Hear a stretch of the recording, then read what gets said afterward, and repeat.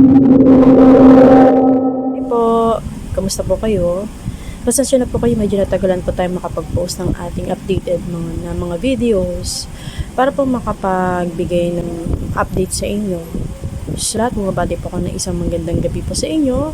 Kung nagkataon na sa mga oras na to, gabi na po, o kung matagpuan niyo po ito ng umaga, binabati ko po kayo ng isang magandang umaga. O kaya naman pagtanghali po, binabati ko po kayo ng isang magandang tanghali po. Okay po. Para po sa lahat ng aking mga viewers, sa lahat po na napadpad sa aking channel, welcome po sa aking channel. Ito po inahandog ko para sa lahat, para po makatulong ako sa inyo at makapagbigay ng entertainment po sa lahat. Lalo na sa mga tao o ilan na may pinagdaraanan ng kalituhan, kung anumang katanungan sa kanilang isipan, o nagkakaroon ng mga crisis sa mga pinagdaraanan nila, especially in terms of love life. So, yun na nga po. So, magiging tayo ng ating punto ng usapan natin ngayon. It's all about collective reading po. Okay po. So, ngayon, collective or general reading po ating gagawin. Okay po. So ngayon po, on the spot ng ating gagawin. Variety of energy sa maaari natin makuha. Na maaari po tayong makapagbasa po kung kaninong energy ang ating makukuha. Depende po. Okay po. Kung sino yung masasagap natin ngayong gabi o ngayong sa mga pagkakataong ito. So, ibig sabihin po, ito pong gagawin natin ay related sa love reading. Lalo na sa may mga problema na usapin ng love life po. Makakapaghati din po tayo nung makikita natin ng advice, depende sa kung ano yung mababasa natin ngayon. Ito po ay maaaring makapag-resonate para sa lahat, depende kung kung yung energy ang ating mababasa. Kunin nyo na lang po kung anong pong makakatulong sa inyo na magsusut sa inyong pinagdaraanan ngayon, at i-leave na lang po yung mga sa tingin nyo hindi po makakatulong sa inyo. Okay po? Maaari po itong mag-resonate para sa mga feminine energy or masculine energy po. Okay po. So, mag-start na po tayo. Love reading. Kanino kaya itong ating makikita ngayon? Okay po. May mga pinagdadaanan ngayon. Okay po, Page of Pentacles.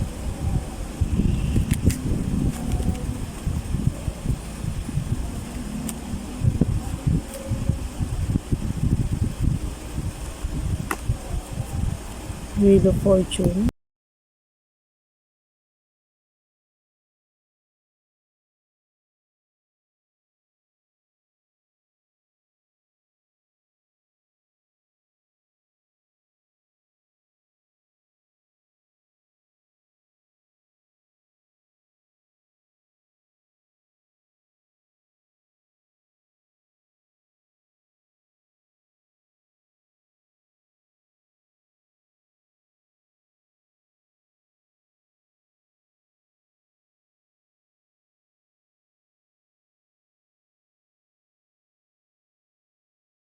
Okay, so ano nga ba ibig sabihin nito? Nabasa natin ngayon. Okay, so not specifically na it's all about love life yung pinakita sa atin ng cards. Kasi bisa ipinakita ng cards, maaari itong nagre-represent ng self natin, yung mga circumstances na pinagdaraanan natin through ourselves, and related din sa finances. Okay? And sa relationship natin sa ibang tao. Okay? So, marahil, so pinakita ng ating card dito, Queen of Pentacles, nire-represent ka ng ating pagbasa na isa kang Queen of Pentacles. Okay? Isang tao na may masasabi na matayog ang disposition sa buhay, may mataas ang self-worth sa sarili. Okay? Mataas ang confidence sa sarili. Okay? You know how to handle yourself. At ito ay pinatunayan ng clarifier natin na tinutukoy nito card na ito, isang pride. Okay, self-worth. Ayan. Mataas ang self-esteem. You know your self-worth. Mataas din ang ego. Okay. Queen of Pentacles. Pwede din na sa mga pagkakataong ito, ikaw yung kung feminine side man ito or nasa mostly mas mataas ang energy ng para sa mga nasa feminine side. Okay, kasi Queen of Pentacles mas nakafocus ka sa work, mas nakikita mo no ano yung importante sa iyo kundi yung finances, kundi yung stability. Mas importante ang trabaho, mas importante sa iyo kung ano yung binibuild up mo ngayon para dun sa mga goals mo na gusto mong mag-manifest in the future. May pinaghahandaan ka. Mas importante sa iyo yung mga achievements mo na gusto mong ma-establish. May mga goals ka, may mga pangarap ka na gustong matupad. O basta makakatulong sa sarili mo. Okay?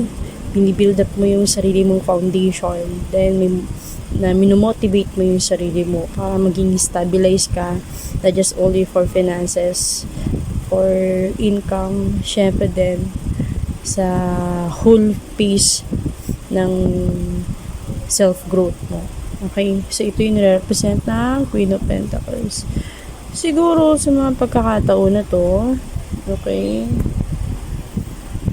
nakatutok ka sa sarili mo, okay, through your endeavors, mga challenges sa pinagdaraanan mo, mga gusto mo pang achieve sa sarili mo. Hindi pa rin may iwasan minsan kung saan ka man naroon ngayon, nagkakaroon ka ng parang 50-50 page of points. Okay? Parang hindi ka pa rin hindi mo alam yung parang contentment. I mean, nandoon ka na sa parang pace ng buhay mo na nasa comfort zone na parang okay na.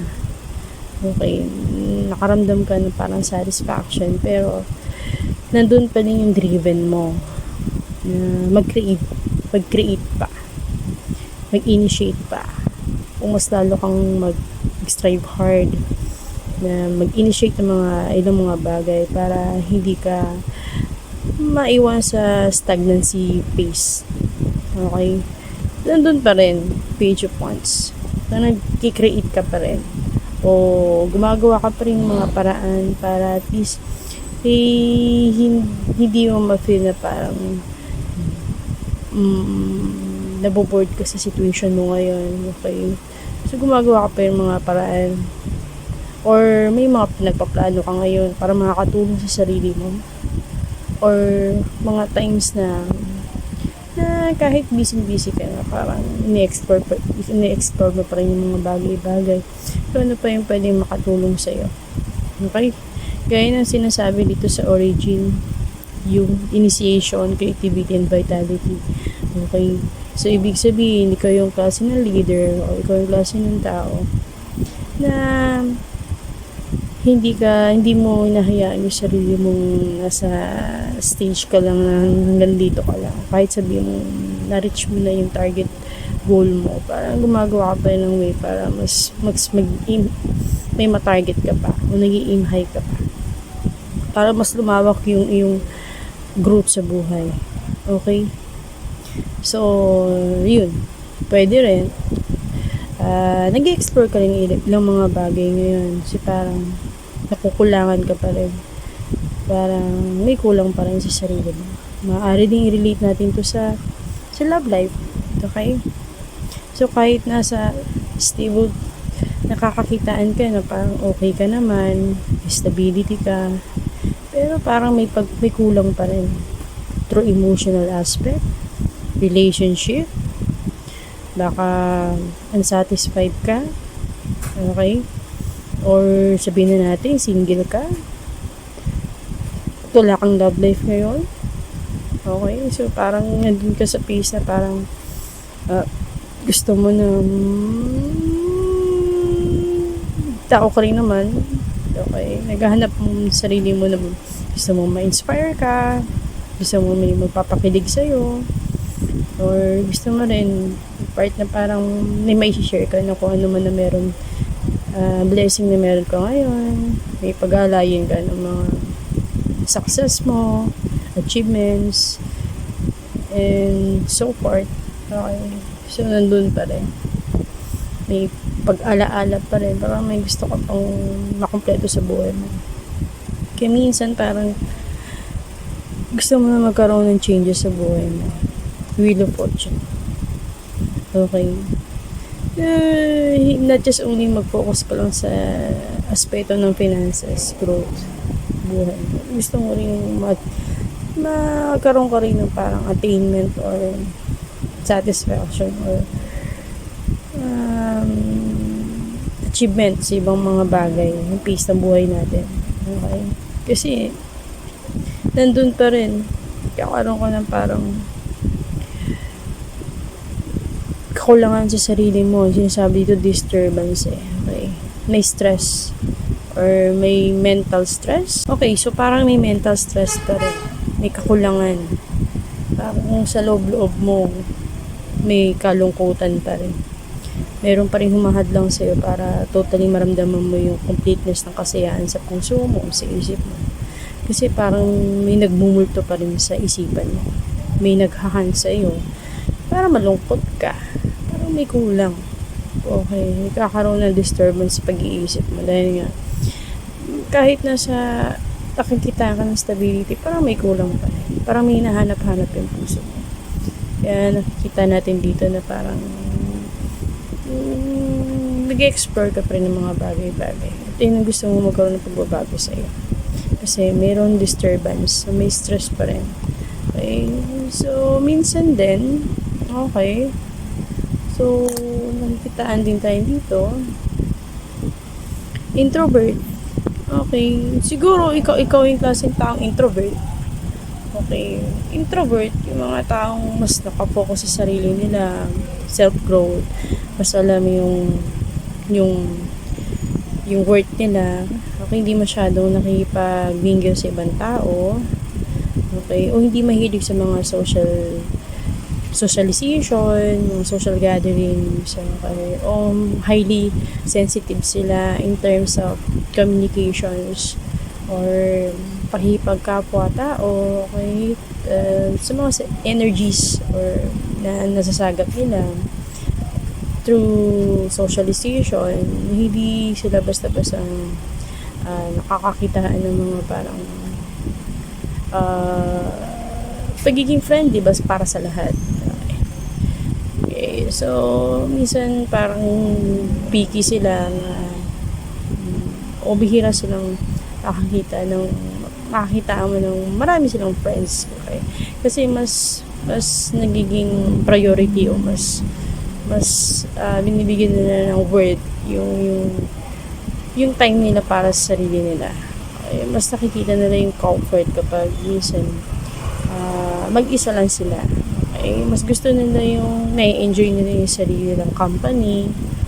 Okay, na hindi masyadong papalibutan ng ibang tao. Okay, pero maaaring tinutukoy ng card ito ay ikaw. Okay, mas gusto mo may privacy ka.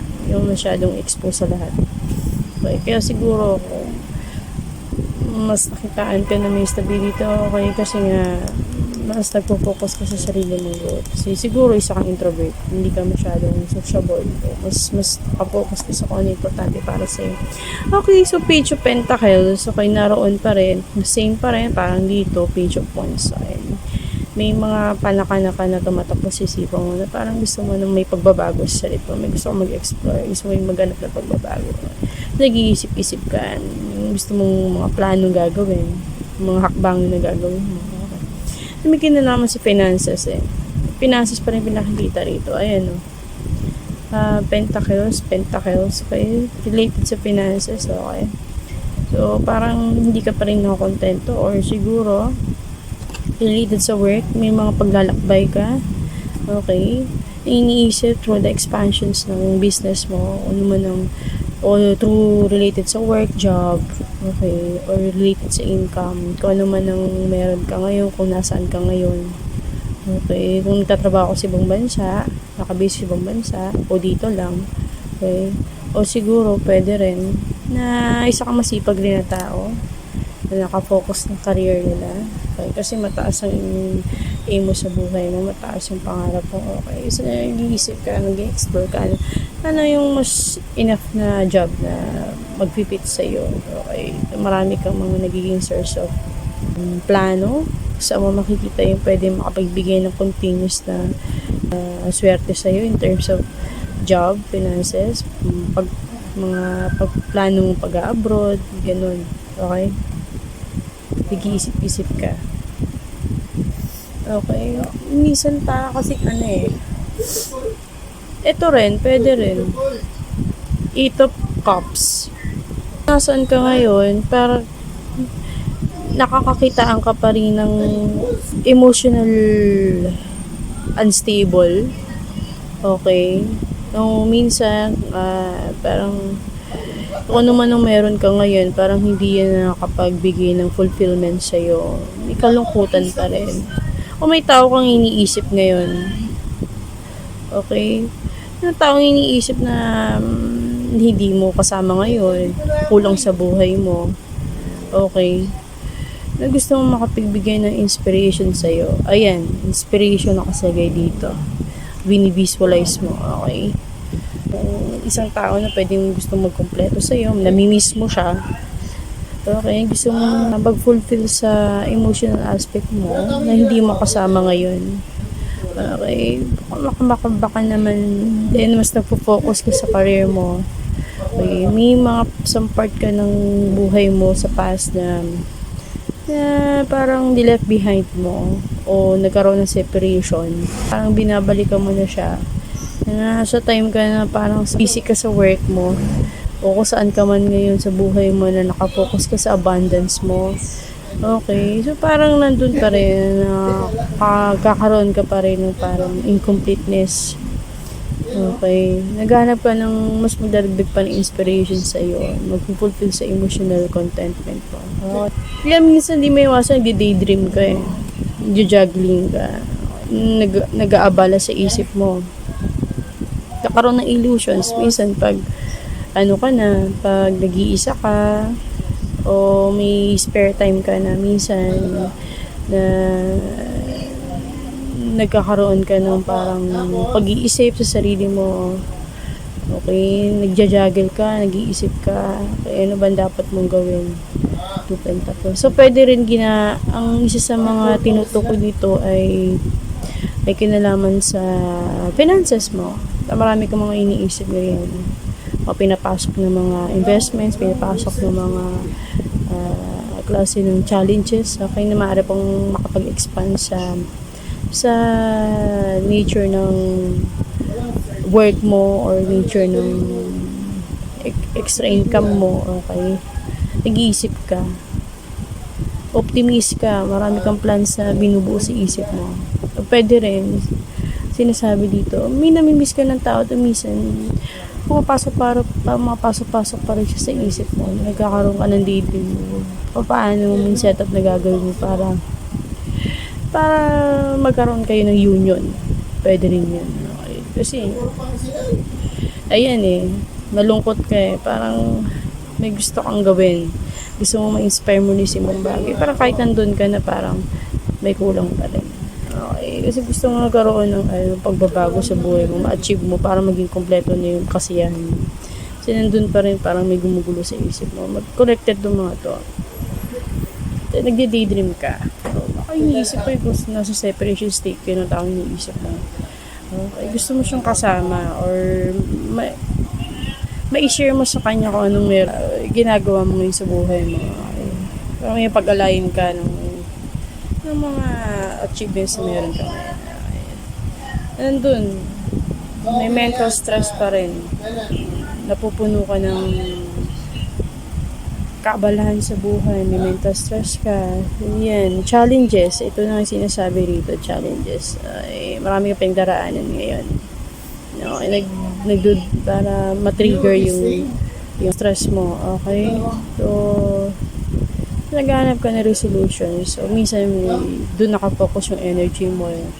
paano mo, ano yung gagawin mo sa buhay mo in everyday life sa tuwing gigising sa umaga. Okay? Para paano mo overcome yung piniraanan mo ngayon. Okay. Na pwede rin, dahil mas nagiging busy ka ngayon. Yung sinabi ko nga, parang may kulang sa buhay, may gusto kang balikan. May tao na hindi mo kasama ngayon, namimiss mo, andun. Okay, nagdi-daydream ka na parang gusto mo siyang, may nagpaplano ka, mag-offer sa kanya, lapitan siya. Okay. Kung may nagugustuhan ka ngayon, kasi lang, parang hindi mo alam paano mo i-approach. Okay, kasi nakafocus ka sa finances mo. Okay. Minsan yung nagkukos ng nightmare sa'yo. Parang, ayan, nightmare. Suffering. Okay, mental stress. May nagugustuhan ka ngayon. O through your past, may gusto kang balikan. Nagkaroon separation sa inyo. Okay, at nag-iisip ka, parang gusto mong balikan. O gusto mo na magkaroon ng union. Kaso lang hindi mo alam paano mo siya gagawin. Okay, nag-juggle ka. Hindi mo alam paano mo plano na gagawin mo. Okay, hindi nagkakos ng mental stress sa'yo. Nag-iisip ka, kailangan mo pag-ibayuhin ng steps na gagawin para hindi ka magkamali. O para hindi mo ma-miss yung chance na yun. Na kung sakali mag-offer ka, hindi yan magkakos ng parang heartbreak sa'yo. Hindi magkakos ng nightmare. O kaya sa mga panahon na to, may nightmare ka pinagdaraanan. Kasi sa kabila ng pagiging focus sa work, parang may nangyari before sa'yo. Sino man itong iniisip mo ngayon, nagiging parang cost ng lahat naman ka nagsisumikap ngayon para sa'yo. Kasi siya yung nag-cost ng matinding sa'yo. Matinding push sa'yo para mas pataasin mo yung sarili. Kasi sa kabila na lahat ng success na meron ka, parang hindi mo siya makalimutan, nandun pa rin gumugulo ka sa isip na. Okay, mayroon din Queen of Cups. Okay, so siguro din feminine side, mas umaangat yung feminine side dito. Meron din kung ikaw ay lalaki, maaaring ikaw din tinutukoy dito, pero mas angat kasi yung feminine side natin. Okay, maaaring ikaw dito ay tinutukoy nito, Queen of Cups. Sinisimbolo ka ng parang ng pagmamahal, o sinisimbolo ka rin ng isang tao mo pagmahal. Okay, kaya siguro naranasan mo to, nagkakaroon ka ng mental stress kasi before, okay, masyado mong nilaan yung cool heart mo sa isang tao. Kapag mahal ka emotional ka na tao. Okay, so sumisimbolo ka ng isang tao na maalaga, mapagmahal. Pag may partner ka, o kaya may partner ka ngayon, okay, namimiss mo siya, malayo siya sa iyo. Kasi trabaho nagiging conflict sa inyo. Isang tao ka na namimiss ngayon. Okay. So dahil sobra kang busy sa work, o nagkaroon ng separation sa inyo through the past. Okay. So ngayon parang inahanap mo rin yung tao na parang gusto mong bumalik siya sa iyo. Okay. O may ganito kang tao na i-represent na sumisimbolo ng isang taong mapagmahal na parang sinayang mo in the past. Okay. Nakita mo sa kanya yung compatibility na hindi mo pa makita sa ngayon sa mga tao na kilala mo. May trust, honesty. Okay. Pwede rin ikaw ang tinutukoy ng card natin. Kasi pwede ito, depende kasi kung yung energy na pinapakita ng card natin. Okay. So, minsan din parang hindi maiwasan mas nakikita mo yung sarili mo, nag-iisa ka, nag-iisip ka. Mas nararamdaman mo yung comfort mo. Okay. Pag nag-iisa ka, pwede din, ang binabasahan natin ng energy ngayon, kung meron kang zodiac sign ng Virgo, kasi the Hermit, the representations ng zodiac sign ng Virgo. Marahil ito binabasa natin para sa iyo. Okay. So, Virgo. Okay. So, mas na-enjoy mo yung sarili mo kapag nag-iisa ka. nag-internalize ka, soul searching, mas nakikita mo yung mga sagot, hinahanap mo sa sarili mo, napapakalma mo yung sarili mo through the nature. Okay? Mas gusto mo yun, nakakahanap ka ng calmness, mahilig ka sa nature, re-reflect sa situations na meron ka ngayon.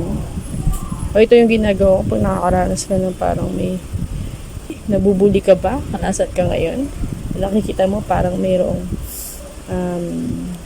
hindi fair sa socialization mo sa ibang tao. Okay, parang hindi mo nakikita na fit ka sa kanila, may something. Kaya pala pinakita rito sa ibang cards natin, introvert ka. Nami sa feeling mo parang hindi ka, parang iba ka sa iba. Okay, kasi hindi ka makasabay. Kaya minsan parang pinipili mo na nagiging mapag-isa ka. O pwede din, kaya mo ito nararamdaman ngayon, feeling na nabubuli ka. O parang hindi ka maintindihan ng tao dahil doon sa pindaraanan mo. Hindi mo nakikita doon yung tao. Magsasatisfy ng emotions mo. May namimiss ka. Pwede din na busy sa self-growth mo, self-expansion mo. Sa career mo, okay. Parang feeling mo parang nagiging iba ka sa iba. Hindi mo nasasabayan yung iba kasi masyado kang seryoso sa buhay. Parang feeling mo you're left behind. Hindi mo nasasabayan kung ano yung nagugustuhan ng ibang tao. Okay. Nilalaman ng cards natin kung nakapag-fit ito sa situation mo ngayon. Okay. So, tingnan natin kung ano yung advice na maaaring makatulong sa'yo.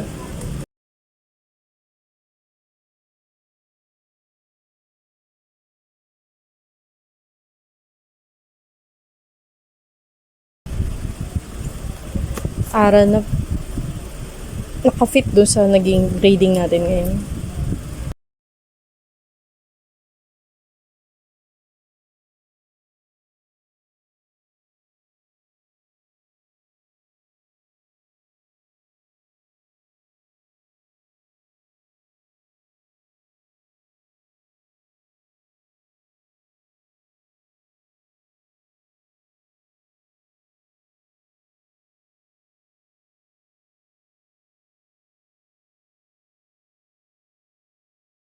So, yun, self-love.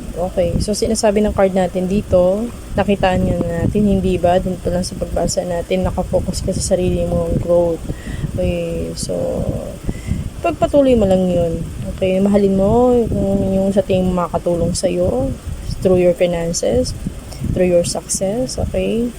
So, mas magtiwala ka sa sarili mo at kung mo kalimutan magtiwala sa Panginoon sa taas. Sa kabila ng lahat, beyond lahat ng mga pinagdaraanan mo, okay, kung may tao ka rin na namimiss, okay, napakiramdam mo na parang hindi nagiging complete yung success o yung feeling of completeness mo, okay, so isipin mo na parang pagsubok lang yan sa'yo. Okay, illusions lang yan sa isip mo. Okay? O kung may mga pinaplano ka, okay, na i-pursue yung tao na sa tingin mo may regrets ka.